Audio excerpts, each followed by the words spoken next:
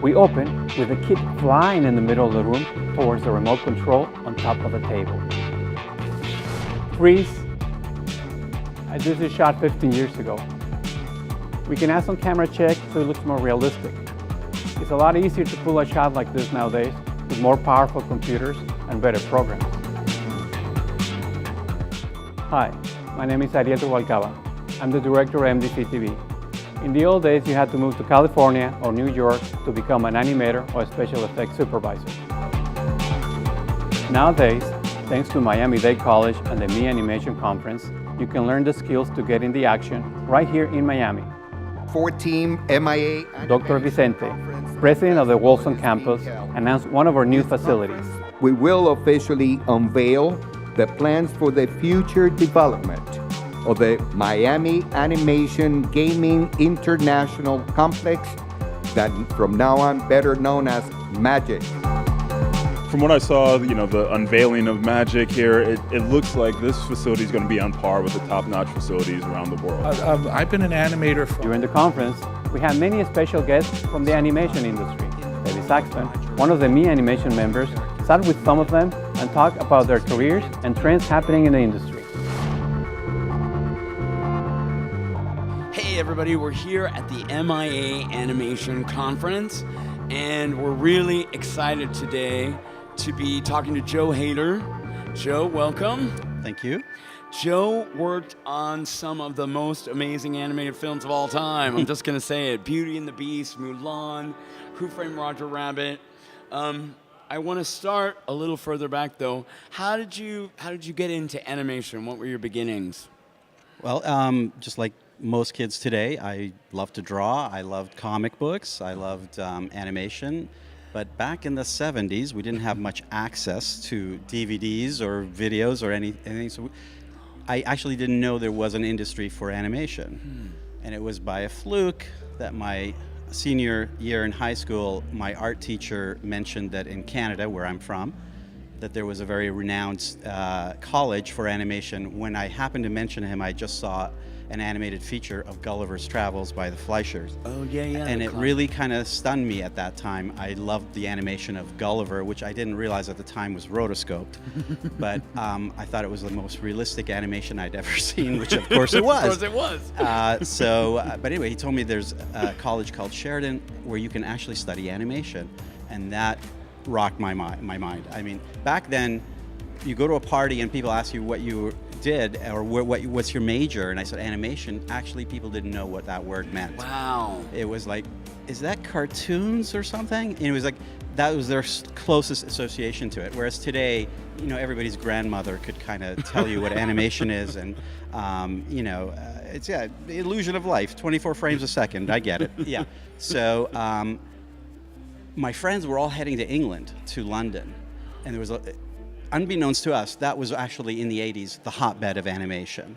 Tell me about that. London was the hotbed of animation in the 80s? Hotbed before California? In the 80s, the only thing I can remember anybody talking about as being something that they want to be on was He-Man for Filmation. Oh, yeah. And Disney was really kind of stale, nothing was going on, and nothing was going on anywhere else. DreamWorks did not exist, Pixar was nothing. There was nothing anywhere, so it was just like, so a few of us were thinking, let's go to Europe because it was more accessible to Canadians. London seemed to be active. Lo and behold, we actually showed up at London at the right time in 1984 when the London animation industry was starting to explode. We didn't even know that at the time.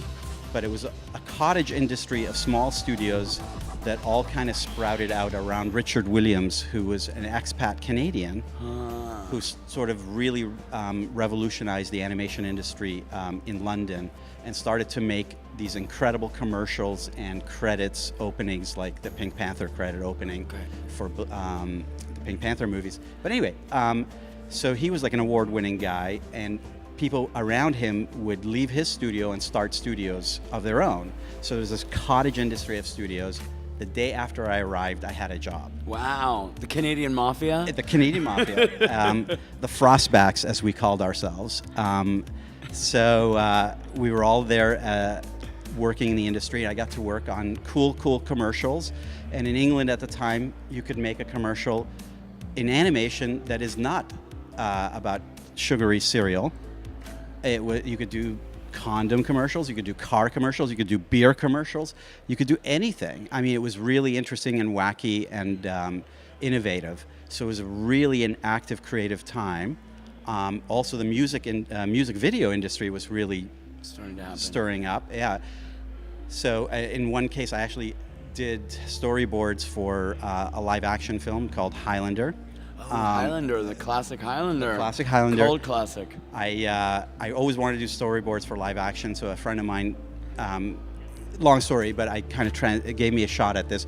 And at the time, England was a hotbed for movies because the US dollar and the sterling were on par for about 5 seconds. So suddenly, every production came to London to take advantage, and all the storyboard artists were used up, and Highlander couldn't get a storyboard artist. So here's this green 24, 25-year-old who never did it. So I got given a shot, and it was pretty hilarious because I remember the producer, associate producer, asking me how much money I wanted to make. And I didn't know how much to ask for, and I just sort of added 50 pounds more than I was making at the time. And I said, 250 pounds, okay? And everybody cracked up laughing. Everybody was like, oh, I think we could do better than that. And they gave me British accent. 400 pounds. Oh, yes. wow, they could do better. And then years later, I discovered storyboard artists made 800 pounds. So how did you get from London Right. to Disney? So working in London at the time, so you're always kind of aware of what's going on, and we started to become aware of a movie called Who Framed Roger Rabbit. And Richard Williams was going to do the animation supervision of that. And it was so cool back then. There were no, what are they called? There was no portfolio review or something specific, or Like no what's going on right recruiters, back right? You wanted to work on something, you just call them and say, I want to work with you. Wow. And, Don Hahn, who was the animation producer of the studio at the time, came and looked at my portfolio and said, okay, we'll hire you. And it was that easy. It wasn't, I didn't have to go through any kind of like enormous, rigmarole to get hired. They needed artists. I was there. La-di-da, I got in, and from there I was still kind of an assistant animator, and Don didn't feel I had enough to bring me in as a full-fledged animator, but within a short time I worked up to being an animator on it within about a month or so. And I worked on that movie for 13 months with Robert Zemeckis, Right. who came quite occasionally, and we would actually sit with him. And he was really great because he understood that animators are actors, and to get the performance he wanted on the screen of Roger or Jessica or any of the weasels, you got to talk to us because we're going to make You're that the happen actor. for you. So he was very great at kind of integrating us into the process. He didn't see us as special effects guys who were adding special effects to his movie. He was really like aware that we were going to give him the performances he wanted. That's fantastic. So we had a really super, communication with him. God, he even called me at my own flat one night because I had a question, and they said, anytime you have a question, just call Bob, even if he's in LA. And I remember I called his assistant. She said, he'll call you back. And I remember going home that night, and I was watching TV, and suddenly the phone rings in my flat. And it's Bob Zemeckis, and I was like, I forgot what my question was. So he was really cool. He just kind of let me ramble on and talk until it came to me. I couldn't remember, but it started to come to me slowly, and then I was like, I couldn't believe Bob's calling me at my own place. But So you worked on some of the biggest films, animated films, 2D animated films Yes. of all time. But you're not doing so much animation anymore. You sort of transitioned from Yes. animation into storyboarding. Can you talk a little Sure. bit about that? Well, after Who Framed Roger Rabbit, a few of us got hired back in Burbank. So that was suddenly I found myself exactly where I wanted to be. And I ended up working at Disney for 15 years, from Roger Rabbit to Rescuers Down Under, Beauty and the Beast, Aladdin, Pocahontas, etc., until hand-drawn animation started to fade away and be Right. replaced by digital. And I wanted to still draw, and part of my interest in life was always story. So being an animator was always great because you were able to create performances with drawings that fit into the story. But storyboarding seemed like the real evolutionary move for me next. So taking all that drawing ability and now moving into thinking of the whole story or a whole sequence instead of 2 seconds or 5 seconds or 10 seconds of screen time. Now you're looking at 3 or 4 minutes of the movie, and how are these 3 or 4 minutes going to work with the overall structure? So now you have to expand your knowledge into story and understanding the construction of story in the overall movie, as well as the construction of a scene and how to tell a scene properly. And all this is done with drawing. That is your communication tool. So it's been a great evolution. I left Disney after 15 years, and to go further with it, I wanted to direct my own short. I thought before I go work for someone else, I really want to take all this knowledge I've accrued and make a short film that's mine, that I work. And that film is, talk about it just briefly. So my friend and I, we made a short called Animated American, and it's a live-action animation hybrid in the style of Roger Rabbit. So it's hand-drawn animation with live action. And what we were trying to do is sort of caricature what was happening to us at the time, which is animators who drew, traditional animators were suddenly becoming obsolete. Got it. So we thought, in the world of Roger Rabbit, where cartoon characters are real, if they lived here today and now, they would all be obsolete. They would be, their livelihood would be decimated by computer animation. Right. So what will they do now? Thank you so much, Joe, for being David, with us. thank you. And we'll be back with more interviews after the break. Thank you.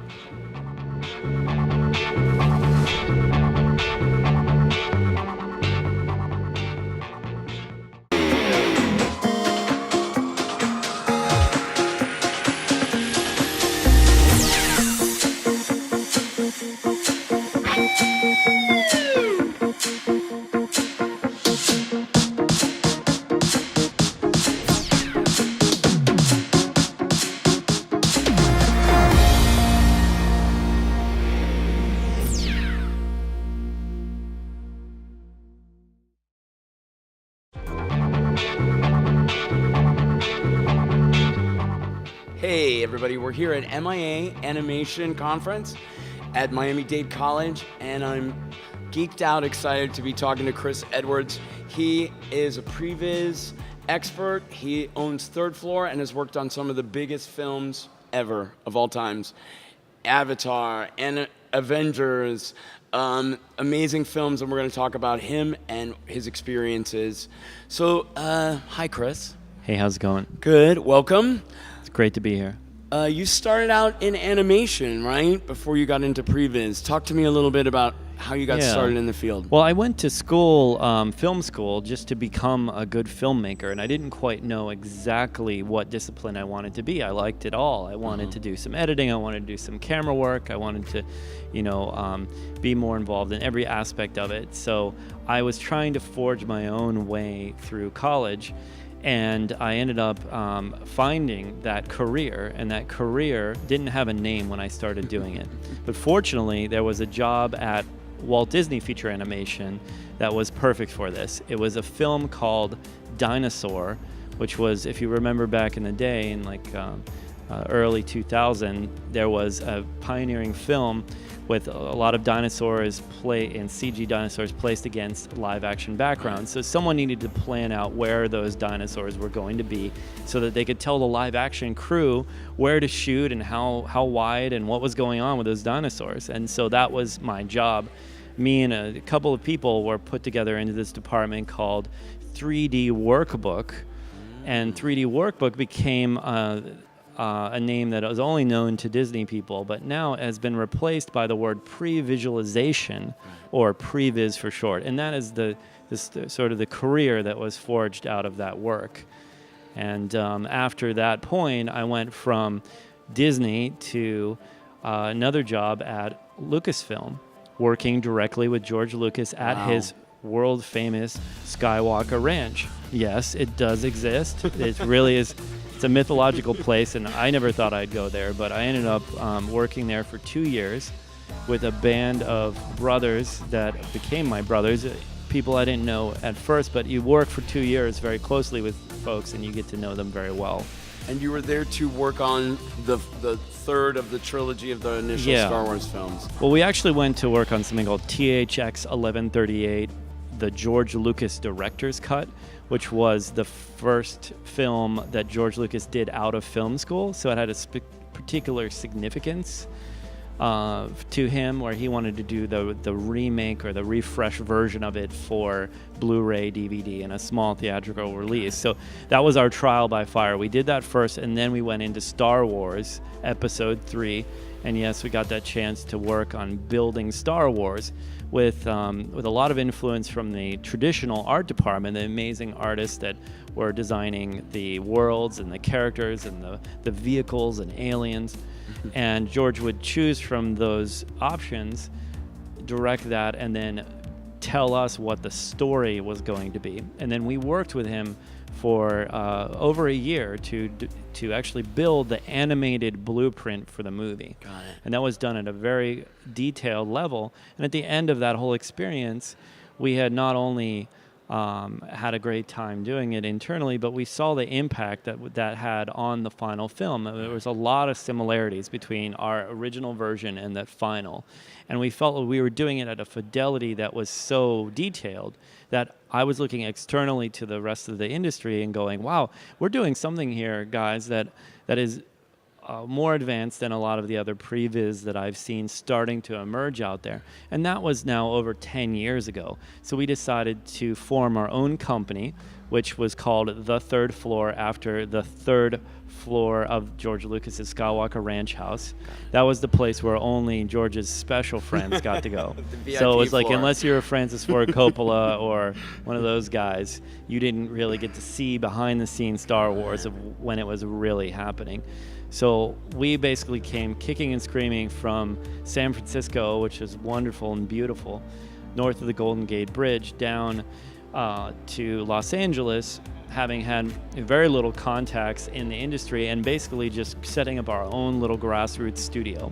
No investors, just us trying to make a living working project to project. And we had to, and I was in charge, I guess it's because I was the fastest talking or the most into being social. I ended up getting the position of CEO, where I had to go and get a lot of the work or do the new business development. So that's what I've continued to do, build up that reputation and honest reputation that we have with the studios, so that we can feed everything that they need to do for the future. So let's talk for just a second about how you were one of the pioneers in previs. That was one of the first experiences. How did it develop? It started at storyboards that you kind of gave dimension to. Just talk to me a little bit about how it initially started, how your process started. Well, believe it or not, I mean, on Star Wars, we didn't have any professional storyboard artists. We would have loved to. I love storyboards, but George just didn't work that way. So it was all just straight from ideas and verbal communication that we were able to go straight into the 3D sort of sets and shot design that we did. But these days, we actually do start with storyboards most of the time. We have our own storyboard artists in-house oftentimes, or sometimes we're working with a director and a studio that has their own team, and then they'll feed us those ideas. But that is the beginning of the creative process. The beauty of previs is it's this iterative process where you get to go in many different iterations through improving and honing in on that director's vision. And by the way, it's not just the director's vision. The director is definitely steering the ship and very involved, but it's also the production designer, the visual effects supervisor, even like a costume designer sometimes gets involved to see how their designs for their outfits will work against the color of the set, and how is that going to work with the way in which the DP or the director of photography wants to shoot that scene. So we become facilitators of the communication of building that digital blueprint. Like a synthesis of the ideas. It is. It's like a sandbox. Anyone can play, and the director and the producer get to decide who that is that gets to play in that world. And we have to be very responsible citizens of that. I mean, with great power comes great responsibility, if you know what I mean. Yeah. And so that nexus of communication is so important to basically saving money down the line because we can become more efficient, but it's also a creative win-win. Like, effectively used previs, you will make a stronger project. You will be more rock star on set, so you get to use your resources very efficiently, and you get to produce something that hopefully is more successful in the end. Well, speaking of successful, when we come back after the break, we're going to talk about some of the amazingly successful projects you've worked on. So stay tuned. We'll be back in a minute. Bye.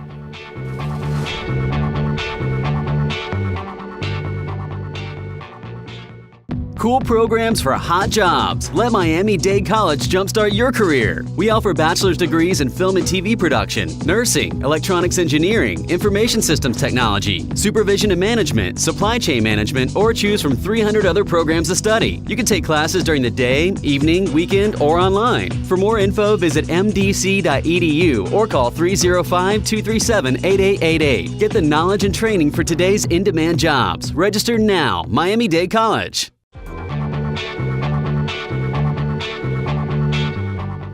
So I'm back with Chris Edwards. We were just talking about his time at the Skywalker Ranch with George Lucas. Pretty impressive stuff. But it didn't stop there. You went from the Skywalker Ranch into Hollywood and sort of took Hollywood by storm, if you don't mind me saying. It didn't seem like we were going to do that at first, but we're slow and steady wins the race at first. We really just wanted to keep that same team alive and for a while, but we realized that after getting one job done and the next job came in, well, we needed not 6 people, we needed 12 people, and then 18, and then 32, and it was just exponential. So now we have over 150 people that work out of our LA and London offices, and we also have some productions in Montreal, Canada, Vancouver, and Australia. Wow. But the truth is we go all around the world following filmmakers around wherever they need support. Sometimes that will start at one of our main branches, and then they go off shooting to a location or to work in a particular set of sound stages. But I wanted to also mention that in addition to the larger features that we do, like, Avengers and X-Men Days of Future Past and, Gravity and other big hits, we also work on commercials for television. We do theme park attractions. We're designing things for like the Despicable Me Minion Mayhem ride that's at both Universal Studios. Which is Chris Bailey, right? He Yeah. was a guest here last year, and I interviewed him. So believe it or not, we worked on it before Chris came on board. But Chris is an awesome, super awesome is dude. great. He's so he fantastic. swooped in and really saved the day, and in particular translated a lot of the work that we had done in the previs to make sure that it ended up becoming finished at a final animation studio. And that's fantastic. really the synergy that I wanted to make sure was clear, is that we are the best friend to a lot of awesome animation and visual effects studios because we just sort of queue up the vision, and then it's now prepared for the final teams and that final pipeline of all those amazing detailed artists to upgrade it. Right. You lay out the groundwork or help them see the groundwork so that they can add the details and make it as good as it can possibly Exactly. be. We kind of take a bullet for the team, if you will. And, Okay, speaking of taking a bullet, I have to talk about one of my favorite scenes in X-Men Days of Future Past, right? The Quicksilver scene. The bullets are racing past. It was an amazing scene. I think people left gobsmacked over that scene. And you guys were responsible for the previs on that, right? Yeah, I remember that one well because Tell me everything. I'm good friends with Bryan Singer, and we've been supporting his film since he graciously allowed us to work on Valkyrie back in the day with Tom Cruise. And it's been a great working relationship ever since, and he gave us this chance to work on this sequence and many others actually, but this was the one which was perhaps the most creatively innovative in the film. And other people had done bullet time before and this and that, where you're just showing slow people going at certain Right. speeds. But really, what's so exciting about this sequence is that we could use it to just show off the superheroes' superpowers. Sure, absolutely. And so it was also a technical conundrum too, right? I mean, you can take any scene like that and you can do whatever you want in previs to make it seem convincing, but actually translating that to someone on the live action set and making sure they They know how to approach it perhaps in segments to be able to compile this seemingly seamless camera move. Yeah. That's a whole nother challenge. So that was the ballet that we had to do, is to work between the early conceptual phase, make sure that Brian was happy with it, that everyone was on board with the vision, but also that it was effectively planned. Yes. Well, I mean, I'm sure that without the previs, that scene would have almost been impossible. It was so much technical stuff going on, so many different angles and things. It was amazing. We always start with the creative first. It's Sure. like what's most important is the director's vision, and then and making sure that they approve that. And if the studio can look at that and say, hey, that's affordable given what we know, then usually they get the chance to actually go out and make it. But then we go through that technical path of figuring out how to actually do it. And so that's the responsibility part of what we do also. But yeah, it was one of the highlights of our working experience, which was all, believe it or not, done in Montreal, Canada, just because the whole production wanted to basically go on a big retreat and surround themselves right next to the studio where they were going to be shooting these scenes. Great. Yeah. So tell me about what you're working on now. What's next for Third Floor? Well, what we've been doing is a lot of what we call pitch viz trailers. So there's a lot of different vises, right? There's pre-viz, there's post-viz, which is a preemptive visual effects pass, and then there's pitch viz.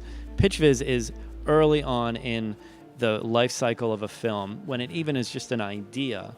You need to raise the financing and get the whole community on board with what your concept is. So this is something that can apply to anyone's work at anyone's level. So these pitch viz trailers are like an early teaser trailer of a movie, and yet you can use our skills and our software and our artists to do it at a lower cost and create something that you can really use effectively. So we're doing more and more of that for other people, and we're also using that superpower to create our own media. So pretty soon we're going to be debuting officially on a larger scale our own creations. Wow. Our own Third Floor Productions. Well, actually, Your it's called own- Hydra. It's Hydra Entertainment, which is not the evil organization in the Marvel franchise, but So it you is. say. It's less evil than that, but it will be the. It is the incubator of our creative content and the creative content of many of our favorite filmmakers and collaborators that have come together with us. So that's the vision, is using the power of previs to birth media. And that, I guess, is my word of advice and of hope to the rest of perhaps the students here at Miami-Dade College and others around the world, is that Hollywood isn't as depressing as it might seem. It really is just, we're going through a transitional phase right now, and that phase is going to empower you to launch your content directly to the consumer through digital distribution methods, through your Netflix, Hulu, Xbox. All that stuff is actually really good news to bring the price of entry down to an attainable level, so that if you have great content, if you use previs techniques or not, if you use these effectively, you will then be able to launch your own fandom and monetize that and make it into a job. That's fantastic advice from the man who took his own fandom and made it a multi-bazillion-dollar industry. So that's all we have for today's show. Tune in next time. We'll be doing more interviews. Thank you so much. Bye. Thanks.